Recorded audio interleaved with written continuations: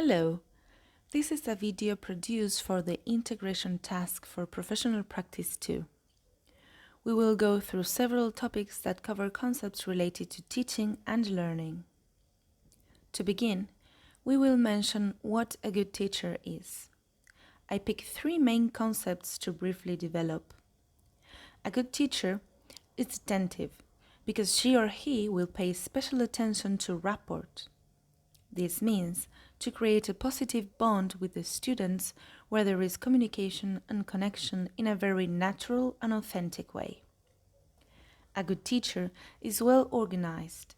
In an indirect way, this means a good class management. If a teacher gets to know the group, prepares the activities with responsibility, is able to improvise and conducts the time successfully, it means that she is well organized and has an excellent class management. A good teacher is a good listener to her students. Being a good listener will encourage students to feel that they are working and learning in a safe place. This will create a space in which they can also make mistakes without feeling that they are doing things wrong.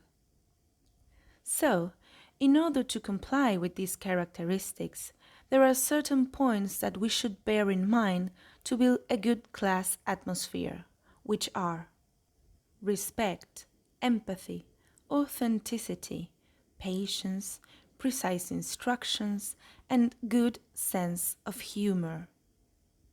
Children also have their own instincts and needs when they are learning. This will take us to mention that kids who feel that they succeed in practical tasks will gain confidence to take risks. Such event is a characteristic of theirs. So, as we mention practical tasks, we need to remark that kids' instincts are total physical response, TPR, and play and fun. This means that kids always respond to physical movement whenever they are performing practical tasks. And also that they need to feel that they are having fun while they are learning. They also have needs, which are to speak. They need time to think and make language mistakes. And again, to use their bodies. They need to perform physical as well as intellectual activities. This shows us that children need to produce, to use their knowledge, to feel that they are putting in practice what they have learned.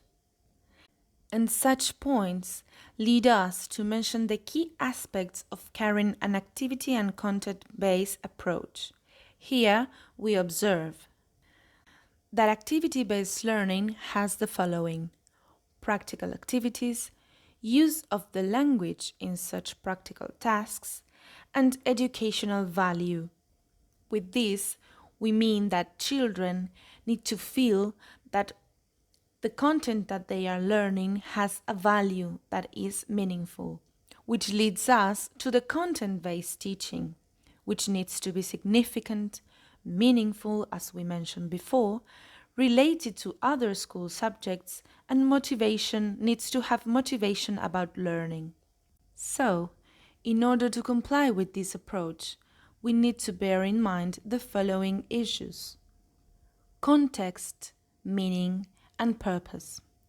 The three of them are related to the activity and content-based learning.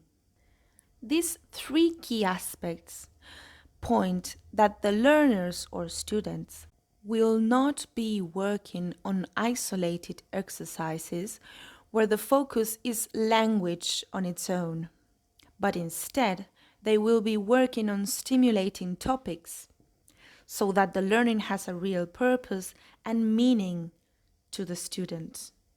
This will help children to feel that every content that they are incorporating and learning is relevant for their knowledge.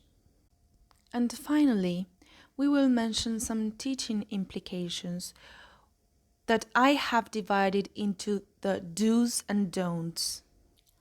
As teachers, we do need to respect the pace of learning. we do need to prioritize the content, and we do need to use the language. But we do not have to teach English for no obvious reasons, and we do not have to work too fast. These things will not encourage an effective learning. Thank you very much for watching this video and for attending to the practical task for professional practice 2.